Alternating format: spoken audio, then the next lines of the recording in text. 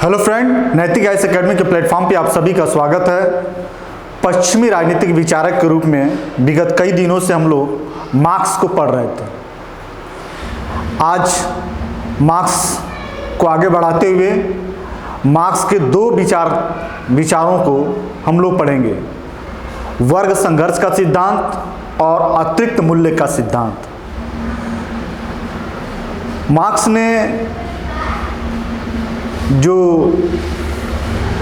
विगत हम लोग 2 दिनों से जो इसके बारे में चर्चा किया है, जैसे इतिहास की भौतिक व्याख्या, द्वंद्वात्मक भौतिकवाद, ये सारी बातें जो है जितनी इम्पोर्टेंट हैं उतनी ही महत्वपूर्ण वर्ग संघर्ष का सिद्धांत है। वर्ग संघर्ष के माध्यम से कार्ल मार्क्स, थोड़ी सी चर्चा कर देते हैं उसके बाद इसको लिखते हैं।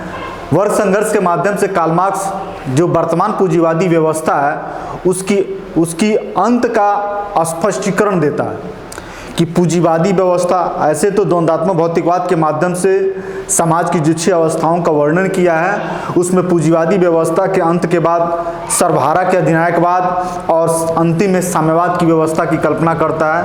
लेकिन वर्ग संघर्ष के माध्यम से, वर्ग संघर्ष की जो इसकी अवधारणा है, इस अवधारणा के माध्यम से यह बताने का प्रयास किया कि पूंजीवाद कैसे समाप्त हो जाएगा। उसी पूंजीवादी व्यवस्था के समाप्त होने की जो इसकी धारणा है वह पूरी तरीके से वर्ग संघर्ष की धारणा में है। इसी को हम लोगों को चर्चा करना है, जो आइए हम लोग देखते हैं। कार्ल मार्क्स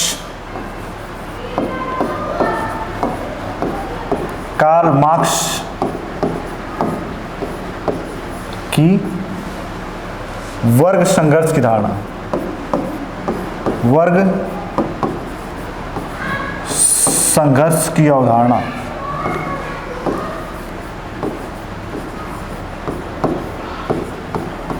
वर्ग संघर्ष की अवधारणा, वर्ग संघर्ष की अवधारणा जो है कार्ल मार्क्स ने अपनी पुस्तक कम्युनिस्ट मैनिफेस्टो, कम्युनिस्ट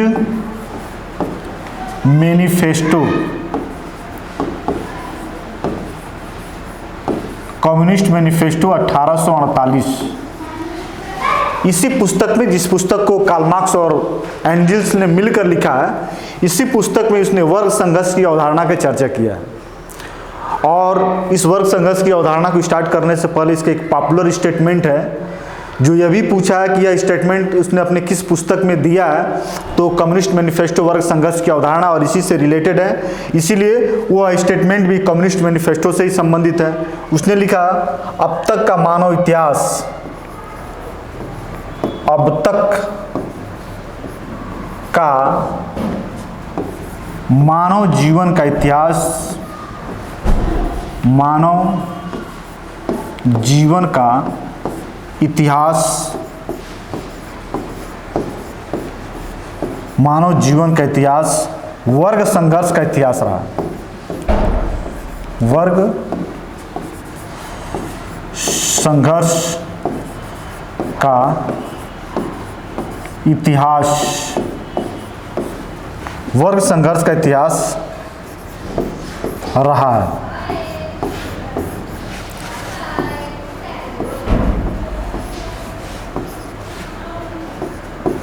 इसका क्या मतलब है? मानव जीवन की इतिहास वर्ग संघर्ष का इतिहास रहा है। ऐसा क्यों कहता है?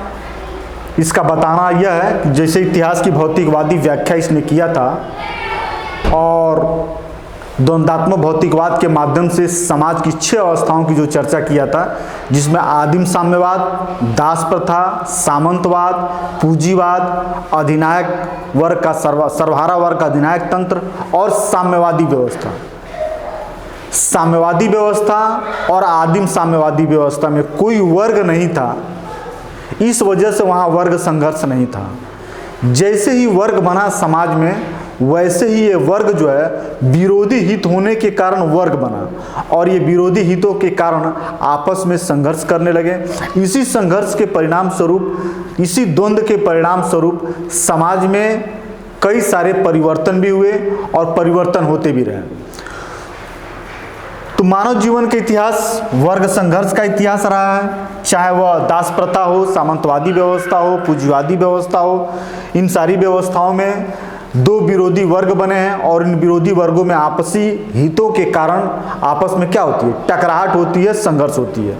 तो बिना वर्ग संघर्ष का कोई समाज जो है रहा नहीं है और बिना वर्ग का समाज आदिम अवस्था को छोड़कर नहीं रहा। और इसका मानना है कि यह वर्ग संघर्ष हितों के कारण है, असमानता के कारण है। वर्ग संघर्ष रहा तो जरूर है इतिहास में, लेकिन भविष्य में जो आने वाली समाज है उस समाज में वर्ग संघर्ष नहीं रहेगा। क्यों नहीं रहेगा? क्योंकि न तो वर्ग रहेंगे और न ही वर्ग को अस्तित्व में बनाए रखने के लिए जो स्टेट है, जो राज्य है, वह नहीं रहेगा। तो अपने आप यह समाप्त हो जाएगा। इस स्टेटमेंट के बाद हम लोग यह चर्चा करेंगे कि जो वर्ग की बात करता है, वर्ग संघर्ष की बात करता है, उसमें वर्ग है क्या, वर्ग क्या है।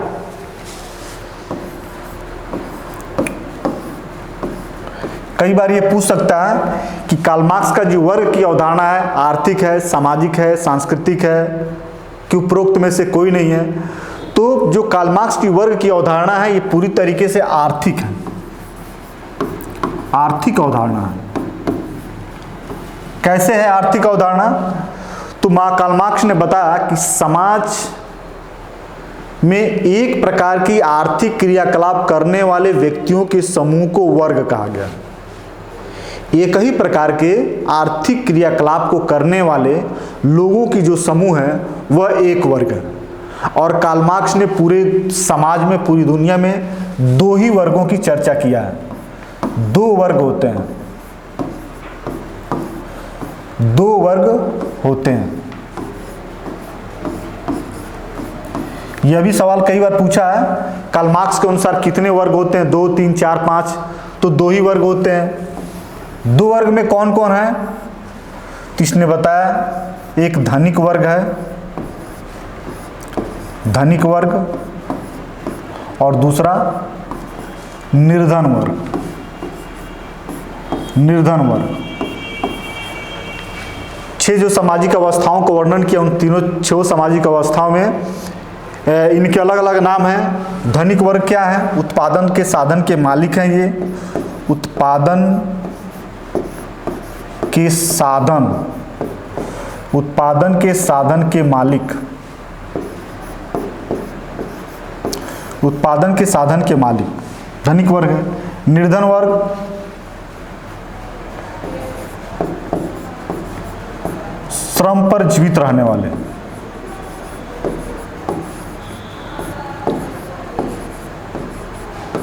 श्रम पर जीवित,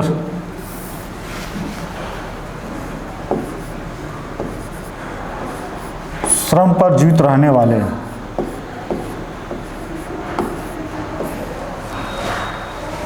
ऐसा वर्ग जो उत्पादन के साधन का मालिक नहीं है, उत्पादन में अपने श्रम के आधार पर जीवित रहने वाला जो वर्ग है, इसी को निर्धन वर्ग कहा गया, या दास कहा गया, या श्रमिक कहा गया।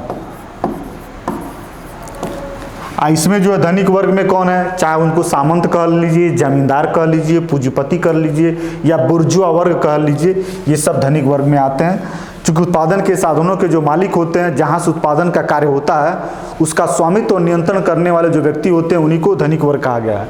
और कार्ल मार्क्स ने अपने वर्ग संघर्ष की अवधारणा में दो ही प्रकार के वर्गों की बात किया है और बताया है कि एक वर्ग धनिक वर्ग होगा और दूसरा वर्ग क्या होगा? निर्धन वर्ग होगा। और यह भी बताया कि ये धनिक वर्ग और निर्धन वर्ग एक दूसरे पर निर्भर और आश्रित तो हैं, इसके बावजूद भी इनके हित एक दूसरे के विरोधी, और इसी विरोधी होने के कारण इनमें क्या होता है? वर्ग संघर्ष होता है। इस वर्ग संघर्ष के माध्यम से, वर्ग संघर्ष के माध्यम से क्या बताने का प्रयास किया है कार्ल मार्क्स ने? वर्ग संघर्ष के उद्देश्य जो है, वर्ग संघर्ष के उद्देश्य, वर्ग संघर्ष के उद्देश्य क्या है? तो पूंजीवाद की,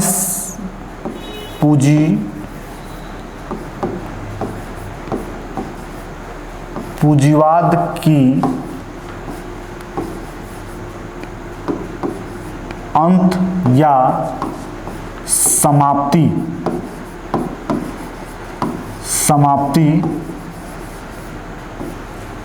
की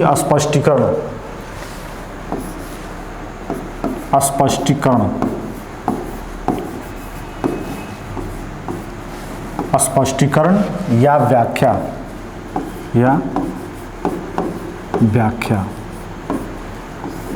ठीक है। वर्ग संघर्ष के माध्यम से कार्ल मार्क्स यह बताने का प्रयास किया कि जो वर्तमान पूंजीवादी व्यवस्था है इसका अंत जो है वर्ग संघर्ष के माध्यम से ही होगा। पूंजीवादी व्यवस्था में जो श्रमिक वर्ग है, इस श्रमिक वर्ग का शोषण जो है धनिक वर्ग करता है, पूंजीपति वर्ग करता है, और यह शोषण इतना तीव्र हो जाता है कि श्रमिक जो है पूंजीपतियों को समाप्त करने के लिए आंदोलन और हिंसात्मक आंदोलन करने पर उतारू हो जाते हैं। और यह वर्ग संघर्ष तो हर समाज में रहा है, चाहे वो दास व्यवस्था हो, सामंती व्यवस्था हो, लेकिन इस व्यवस्था में वर्ग संघर्ष जो है हिंसात्मक हो जाता है। चूंकि एक ही वर्ग की अवधारणा आ जाने के बाद जो वर्गीय चेतना है श्रमिकों के अंदर, ये आ जाने के कारण ये पूंजीपतियों को अपना विरोधी मान ही लेते हैं। एक दूसरे पर निर्भरता होने के बावजूद भी ये एक दूसरे के विरोधी मान लेते हैं, और इस विरोधाभास स्थिति में वो पूंजीपतियों से मुक्ति भी प्राप्त करना चाहते हैं। जो श्रमिक वर्ग है वो सोचते हैं कि पूंजीपतियों को समाप्त करके हम शोषण को समाप्त कर सकते हैं, बाकी दूसरा कोई विकल्प नहीं होता है। यही चेतना श्रमिकों वर्ग में आ जाता है पूंजीवादी व्यवस्था में। अब पूंजीवादी व्यवस्था में यह हित संघर्ष इतना तीव्र क्यों हो जाता है और पूंजीवाद क्यों समाप्त हो जाएगा, इसकी बातें 4-5 पॉइंट जो है मार्क्स ने बताया है कि पूंजीवादी व्यवस्था में श्रमिक वर्ग कैसे संगठित हो जाते हैं और पूंजीवादी कैसे अंत हो जाता है। इसकी बातें इसने कहा है। पूंजीवाद के अंत के कारण, पूंजीवाद के अंत के कारण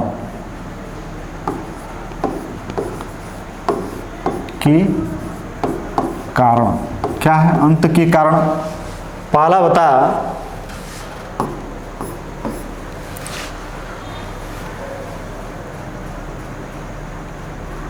इस व्यवस्था में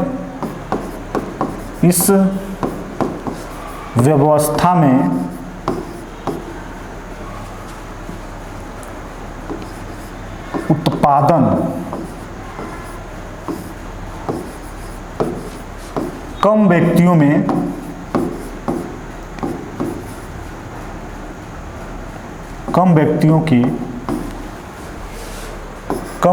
के हाथों में सिमटता रहता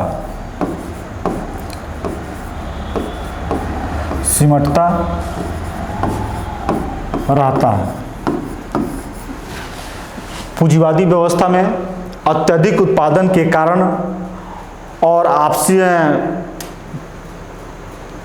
बहुत ही कम लोगों में जो है क्या होता है, उत्पादन के साधन सिमटता चला जाता है। अधिक उत्पादन की चाहत रखना, कम व्यक्तियों में उत्पादन के साधन सिमटते जाना और यहाँ श्रमिकों की संख्या बढ़ते जाना, यह कहीं ना कहीं पूंजीवादी व्यवस्था को खोखला करता है, कमजोर करता है। चूंकि उत्पादन अधिक चाहिए, संपूर्ण पूंजी और संपूर्ण व्यवस्था पे मालिकाना हक चाहिए, तो ऐसी स्थिति में जो पूंजीपति वर्ग होते हैं उनमें आपसी संघर्ष होता है। पूंजीपतियों में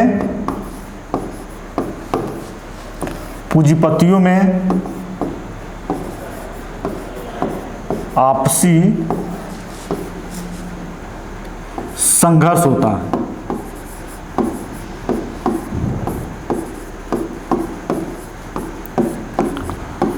अब यह संघर्ष कैसे होता है? प्रत्येक पूंजीपति पूरे अंतर्राष्ट्रीय समाज में अपनी मार्केट को स्थापित करना की कोशिश करता है और ऐसी स्थिति में दूसरे पूंजीपतियों की कंपनी को खरीदने लगता है या उसकी कंपनी की स्टेटस को गिराने के लिए तिकड़म का सहारा लेता है और यह तिकड़मबाजी ही पूंजीपतियों में आपसी संघर्ष को पैदा कर देता है। और यह आपसी संघर्ष पैदा करना कहीं न कहीं पूंजीवादी व्यवस्था को कमजोर करता है और श्रमिकों को इसका लाभ लेने की उचित अवसर मिलता रहता है। जितना पूंजीपति कमजोर होंगे आपसी संघर्ष के माध्यम से, चूंकि संपत्ति तो होता ही है, शक्तिशाली होते हैं, लेकिन आपसी संघर्ष के कारण वे कमजोर पड़ने लगते हैं और इस कमजोरी का लाभ जो है श्रमिकों वर्गों को मिलता है और पूंजीपति क्या होते हैं, समाप्त होने लगते हैं। ये दो कारण है। इसके बाद जो है पूंजीवादी व्यवस्था और किन कारणों से समाप्त होगा, तो तीसरा कारण यह है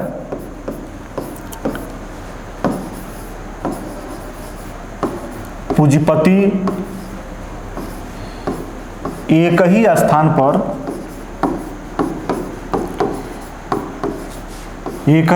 पर अनेक उद्योग लगाते हैं, अनेक उद्योग लगाते हैं।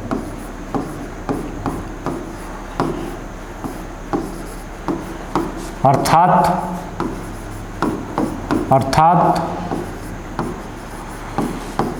उद्योगों का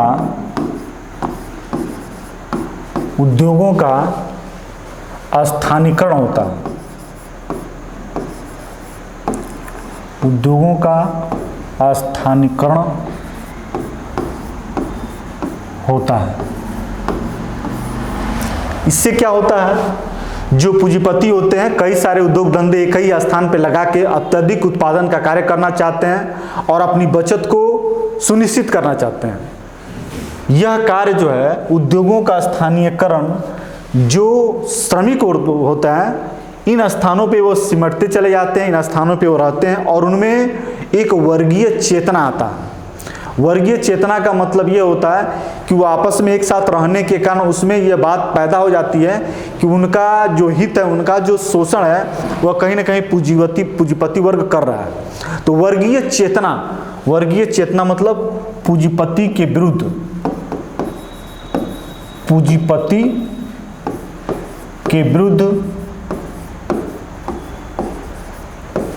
वर्गीय चेतना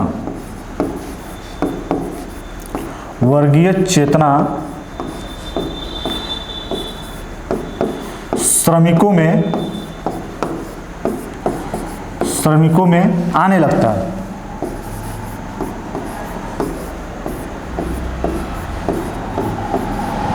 श्रमिकों में आने लगता है, ठीक है। यह वर्गीय चेतना ही श्रमिकों को आपस में संगठित करता है, पूंजीपतियों के विरुद्ध लड़ाई लड़ने के लिए उकसाता है और कहीं ना कहीं ये स्थानीयकरण पूंजीवादी व्यवस्था को कमजोर करता है और उनके विरुद्ध आवाज उठाने के लिए एक आधार प्रदान करता है। इसके बाद एक और कारण बनता है जो पूंजीपतियों को समाप्त होने का एक कारण बनता है, चौथा अत्यधिक उत्पादन के कारण, अत्यधिक उत्पादन के कारण उत्पाद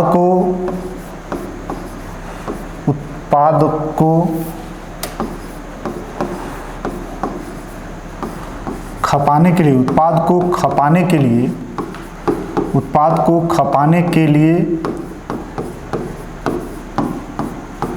अन्य देशों में मंडी तलाशते हैं, मंडी या बाजार खोजते हैं।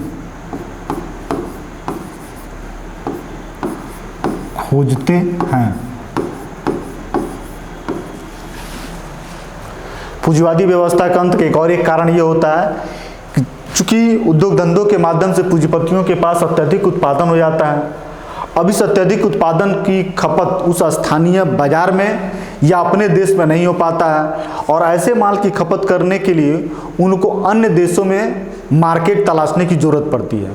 जब ये अपने माल को अपने उत्पाद को दूसरे देशों में खपत करने के लिए मार्केट को तलाशते हैं, तो ऐसी स्थिति में वहाँ के भी जो श्रमिक होते हैं वो इनके देशों के श्रमिक के साथ तालमेल बैठ जाता है। तो जो श्रमिकों की स्थानीयकरण से वर्ग चेतना आई, यह वर्ग चेतना अंतर्राष्ट्रीय स्तर पे राज्य की सीमाओं को तोड़ के अन्य राज्यों की सीमाओं के साथ या अंतर्राष्ट्रीय स्तर पे ये बड़ा हो जाता है।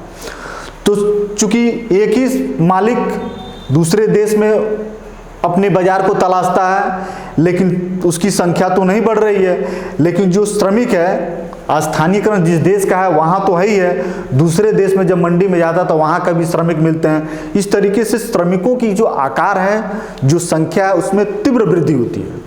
इस तीव्र वृद्धि के साथ साथ कहीं ना कहीं वह अपने आप को मजबूत महसूस करने लगते हैं। इस मजबूती के कारण, और दूसरी बात है कि ये अन्य देशों में जो मंडियाँ तलाशते हैं, इस तलाशने में वह क्या कहते हैं, यातायात के साधन, संचार के साधनों का विकास करते हैं। ये यातायात के साधन और संचार के साधन कहीं ना कहीं मजदूरों को भी संगठित करने और अपने वर्गीय चेतना को विस्तार करने में काफ़ी मदद मिलता है। और इनकी संख्या जब काफ़ी बढ़ जाती है तो ये अपने आप को यह महसूस करने लगते हैं कि जो राज्य की सीमाएँ हैं उसको तोड़कर अंतर्राष्ट्रीय स्तर पर सारे मजदूर एक हो जाते हैं। जैसा कि मार्क्स ने बताया है कि अपने साम्यवादी घोषणा पत्र में दुनिया के सारे मजदूर एक हो जाओ, राज्य की सीमाओं की कोई जरूरत नहीं है, राज्य तुम्हारा शोषण करता है, राज्य को भूल जाओ। और यही वर्गीय चेतना, यही सारी बातें श्रमिकों के अंदर चली जाती है इस पूंजीवादी व्यवस्था के कारण। तो इस पूंजीवाद के अंत का जो कारण है बाहर से नहीं आता है। पूंजीवाद को समाप्त करने के लिए कोई बाहरी प्रयास करने की जरूरत नहीं है, बल्कि पूंजीवादी व्यवस्था में जो अंतर्निहित गुण है उसी गुणों के विकास के कारण उसके विनाश के बीज भी बने हुए हैं।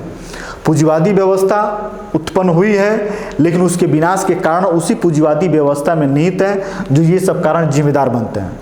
और वर्ग रहता है, और वर्ग चूंकि इसमें पूंजीवादी व्यवस्था में वर्गीय चेतना ज़्यादा रहती है और श्रमिकों की संख्या वृद्धि होने के कारण ये पूंजीपतियों पे क्या करते हैं, आसानी तरीके से हमला करने के लिए तैयार हो जाते हैं। इस हमला करने के बाद वो समझ जाते हैं कि जो सत्ता है, जिस सत्ता के माध्यम से पूंजीपति हमारा शोषण करते हैं, उस सत्ता पे ये उनको छीन कर वह उस पर क्या हो जाते हैं, कब्जा कर लेंगे। और ऐसी भावना के साथ वह संगठित होकर हिंसात्मक क्रांति करने के लिए तैयार हो जाते हैं। और इसी तैयारी के कारण क्या हो जाती है, पूंजीवादी व्यवस्था समाप्त होने लगती है। इस तरीके से वर्ग संघर्ष के माध्यम से, बस इसमें 2 ही 4 बातें जो है आपकी परीक्षाओं के लिए उपयोगी है कि वर्ग संघर्ष के माध्यम से कार्ल मार्क्स क्या बताना चाहता है, तो पूंजीवाद के अंत की व्याख्या करता है कि पूंजीवाद कैसे समाप्त होगा। ठीक है, और वर्ग संघर्ष की अवधारणा कहाँ ली गई है, तो कम्युनिस्ट मैनिफेस्टो से ली गई है। दुनिया के सारे अब तक का मानव इतिहास वर्ग संघर्ष का इतिहास रहा, किस किताब में है, तो कम्युनिस्ट मैनिफेस्टो में रहा है। वर्ग कितने हैं, तो वर्ग 2 ही हैं। इसी तरह से ये वर्ग परस्पर विरोधी हितों के कारण एक दूसरे की विरोधी हैं। चौथी, जो पूंजीवाद के अंत के लिए पूंजीवादी व्यवस्था में ही कारण बने हुए हैं, तो उसमें कौन कौन से कारण हैं, यही 4 कारण हैं जो आपसे कथन कारण या तथ्य के रूप में प्रश्न बनाकर पूछ सकता है। ठीक है, तो हमको वर्ग संघर्ष के माध्यम से क्या जानने को मिलता है, तो पूंजीवादी की अंत का व्याख्या इसी के माध्यम से करता है वह वर्ग संघर्ष। वर्ग संघर्ष की बहुत सारी आलोचनाएं होती हैं, जो आलोचनाओं के पक्ष को 1-2 पक्ष रख लिया जाता है, लेकिन वास्तव में आलोचनाओं से प्रश्न नहीं बनते हैं। इसकी अवधारणा में जिन तथ्यों को रखा जाता है उन्हीं तथ्यों को प्रश्न बनाया जाता है। जैसे मार्क्स ने बताया कि वर्ग का निर्धारण अर्थ के आधार पर होता है और यह वर्ग आपस में संघर्ष करते हैं, लेकिन यह पूरी बातें सत्य नहीं है। वर्ग का निर्धारण केवल अर्थ के आधार पर नहीं, संस्कृति के आधार पर भी होती है, जात के आधार पर भी होती है। बहुत सारे कारण बनते हैं वर्गों के निर्धारण में, और वर्ग 2 ही नहीं होते हैं, बहुत सारे वर्ग होते हैं। और जो केवल वर्ग में केवल संघर्ष ही होता है ऐसा नहीं है, वर्ग में संघर्ष एक पक्ष हो सकता है, लेकिन वर्गों के बीच में सहयोग और समन्वय भी होता है। बिना समन्वय और सहयोग के वर्ग को एक्सेप्ट समाज नहीं करता। वर्षों से भारतीय हिंदू समाज में जाति व्यवस्था बनी हुई है, आज भी बनी हुई है और भविष्य में भी ये बनी ही रहेगी। कहीं ना कहीं इस जातीय का विरोध करने के बावजूद भी जाति के समर्थक लोगों की संख्या कम नहीं है। जहाँ छोटी जाति बड़ी जाति का विरोध करता है, वहीं ये छोटी जाति खुद को अपने को श्रेष्ठ करके बड़ी जाति को ये करना चाहती है, बड़ी जाति भी अपने आप में ऐसा करती है। तो ये क्या चीज़ें हैं? ये कहीं ना कहीं जो है अस्त्रीकरण के माध्यम होने के बावजूद भी संघर्ष है, लेकिन इन जातियों के मध्य में कहीं ना कहीं कोऑपरेशन मिलता है, सहयोग मिलती है, अंतर्निर्भरता रहती है, और इसी कारण बहुत अनवरत समय से चला रहा है और आगे भी ये चलता ही रहेगा। ठीक है, तो जो वर्ग के बारे में ये मार्क्स ने कहा कि संघर्ष रहेगा, वर्ग संघर्ष, ये बहुत बड़ा एक सटीक कारण नहीं है, ये कहीं ना कहीं जो है पूरी तरीके से सत्य नहीं है। ठीक है, तो इस वर्ग संघर्ष की आलोचना करने के बाद अब हम लोग पढ़ेंगे मार्क्स के अतिरिक्त मूल्य का सिद्धांत।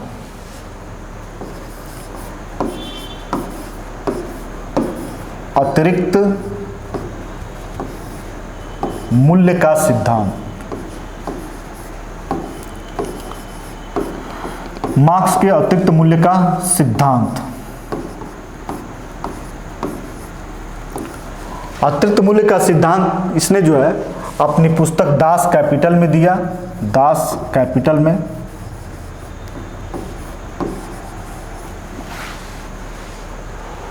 और अतिरिक्त मूल्य के सिद्धांत देने का मुख्य उद्देश्य जो था, इसका उद्देश्य जो था वह है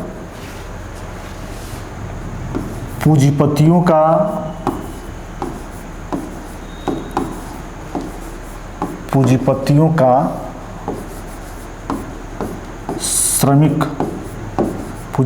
का श्रमिकों पर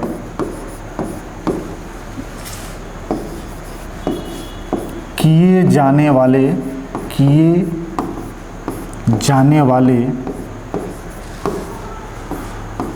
शोषण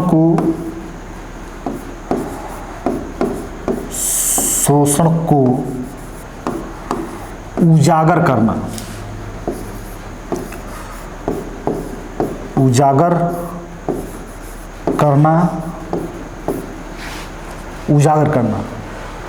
अतिरिक्त मूल्य के सिद्धांत के माध्यम से जो अवधारणा था वो दास कैपिटल में है, और इसका मुख्य उद्देश्य था जो पूंजीवादी व्यवस्था, उस पूंजीवादी व्यवस्था में पूंजीपतियों के द्वारा श्रमिकों पे जो शोषण किया जा रहा है, उस शोषण को स्पष्ट करना और बताना कि किस प्रकार श्रमिकों पे पूंजीपतियों के द्वारा शोषण किया जाता है और इस शोषण को श्रमिक कैसे महसूस करते हैं। ठीक है, तो अतिरिक्त मूल्य के सिद्धांत के द्वारा यही इसका उद्देश्य रहा। अब हम लोगों को ये जानना है, अतिरिक्त को तो बाद में समझेंगे, अतिरिक्त मूल्य को बाद में समझेंगे, पहले ये जाना जाए कि मूल्य क्या है। मूल्य क्या है?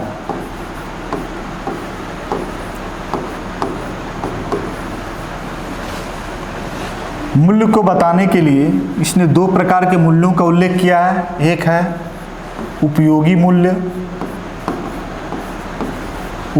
मूल्य और दूसरा है विनिमय मूल्य।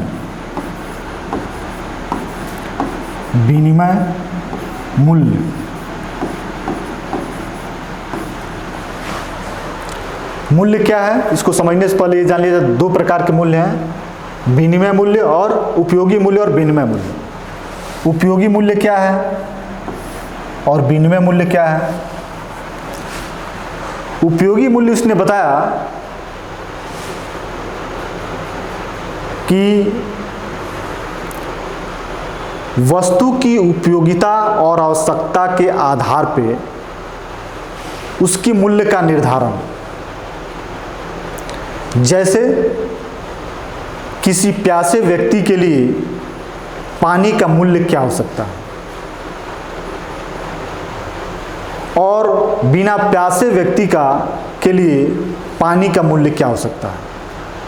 तो यहाँ पानी की जो मूल्य है वह उसकी उपयोगिता और आवश्यकता के आधार पे तय होता है। ठीक है, यह उपयोगी मूल्य अर्थव्यवस्था की विवेचना में ज़्यादा महत्वपूर्ण नहीं होता है। ज़्यादा महत्वपूर्ण जो है विनिमय मूल्य होता है। विनिमय मूल्य का क्या अर्थ है? जब किसी वस्तु को बाजार में जिस कीमत पर खरीदा और बेचा जाता है वही उसका विनिमय मूल्य होता है। वस्तु की खरीद बिक्री जिस मूल्य पर होती है वह मूल्य क्या कहलाती है? विनिमय मूल्य कहलाती है। और कहा कार्ल मार्क्स इसी विनिमय मूल्य को अर्थव्यवस्था की विवेचना में जरूरी होता है। यह जो उपयोगी मूल्य का नहीं, यह तो उपयोगी मूल्य व्यक्ति की आवश्यकता और इच्छा पर निर्भर करता है, उसके पसंद उसकी इच्छा पर निर्भर करता है। यह घटता बढ़ता रहता होगा, लेकिन यह क्या है, इसकी चलन प्रचलन सामान्य अर्थव्यवस्था में बनी रहती है। इसको जानना ज़्यादा जरूरी है।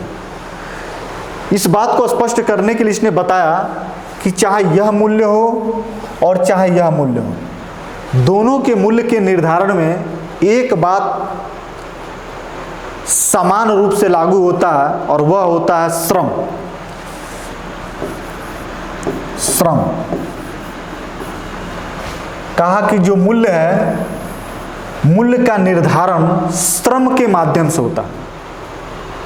मूल्य का निर्धारण कैसे होगा, चाहे वो विनिमय मूल्य हो, चाहे उपयोगी मूल्य, कोई मूल्य हो, श्रम के माध्यम से ही तय होता है। तो श्रम से मूल्य का निर्धारण कैसे होता है? कहा कि किसी भी वस्तु के निर्माण में जितना श्रम खर्च होता है, उस खर्च हुए श्रम के आधार पे उस वस्तु के मूल्य का निर्धारण किया जाता है। ठीक है, वस्तु के मूल्य के निर्धारण का एकमात्र आधार है कार्ल मार्क्स के अनुसार, वह है उस वस्तु के निर्माण में कितना श्रम खर्च हुआ है। जितना श्रम खर्च हुआ है उतने ही श्रम के आधार पर उस वस्तु के मूल्य का निर्धारण होगा। यही वस्तु के मूल्य का निर्धारण का आधार होता है। मूल्य पता चल गया, लेकिन हमको जानना कि अतिरिक्त मूल्य क्या है। इसी अतिरिक्त मूल्य के माध्यम से पूंजीपतियों द्वारा श्रमिकों पे होने वाले शोषण को उजागर करता है, खुलासा करता है और स्पष्ट कर देता है कि कैसे वह करते हैं। कार्ल मार्क्स ने यह बताया कि अतिरिक्त जो मूल्य होता है, इसमें क्या होता है कि जैसे मान लीजिए किसी वस्तु की कीमत 10 रुपया तय कर दी गई, उस वस्तु के निर्माण में जितना श्रम लगा, उस श्रम के माध्यम से उस वस्तु की कीमत 10 रुपया, पूंजीपति उसको बाजार में 20 रुपया में बेचता है। इसको ऐसे जान लीजिए, वस्तु है, श्रम के माध्यम से इसकी कीमत बन गई 10 रुपया, ठीक है, लेकिन यह बाजार में बिका कितने में? 20 रुपया में।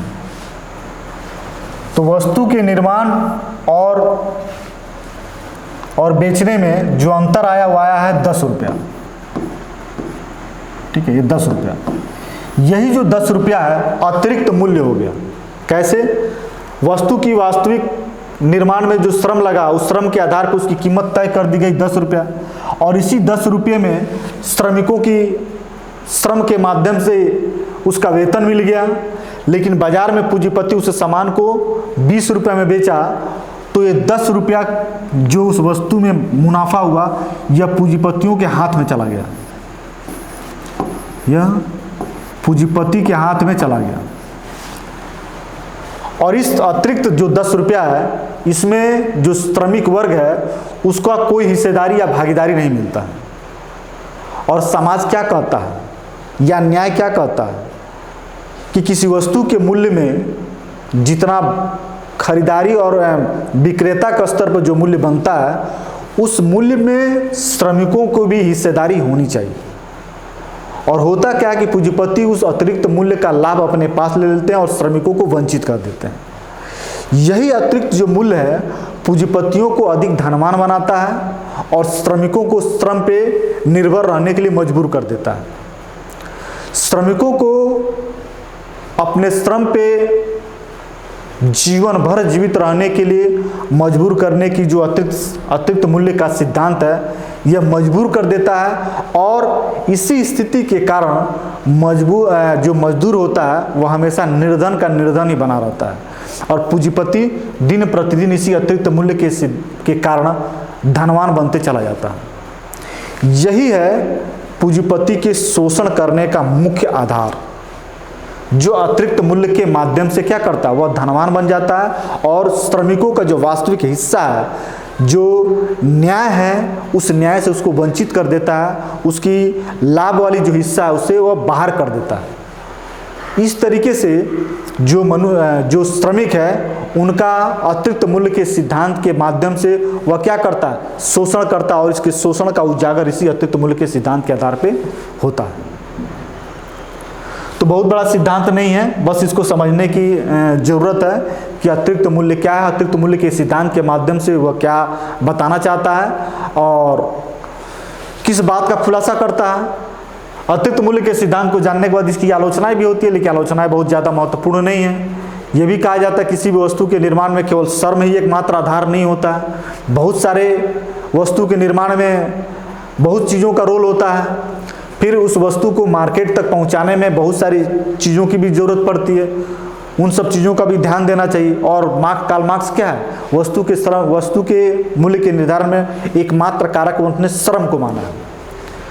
इस तरीके से आलोचनाएं होती है, लेकिन जो कार्ल मार्क्स है जितनी वैज्ञानिक, जितनी तीक्ष्ण और बारीकी तरीके से पूंजीवादी व्यवस्था का पूंजीपतियों के श्रमिकों पे होने वाले शोषण को खुलासा किया, वह बाकी बहुत ही प्रशंसनीय है। बहुत बड़ी बुद्धिमानी की बात कही जा सकती है कार्ल मार्क्स की, कि इतनी बारीकी से इस बात को समझा और समाज के सामने लाया और श्रमिकों के शोषण को उसने स्पष्ट किया और श्रमिकों में क्या किया, वर्ग चेतना जगाया कि आपका शोषण इसी तरीके से होता है और आप किसी शोषण से बचने के लिए आप पूंजीपतियों को क्या करिए, विरोध कीजिए और उनका सामना कीजिए, उनका विरोध कीजिए। कार्ल मार्क्स इस दो अवधारणाओं के बाद हम लोगों का जो अगला अवधारणा होगा उसको नेक्स्ट वीडियो में पढ़ा जाएगा। और अब तक के जो हम लोगों ने पढ़ा, इस क्लास को फिर से समाप्त करते हैं और फिर अगले वीडियो में, नेक्स्ट वीडियो में फिर आपसे मुलाकात होगी। धन्यवाद।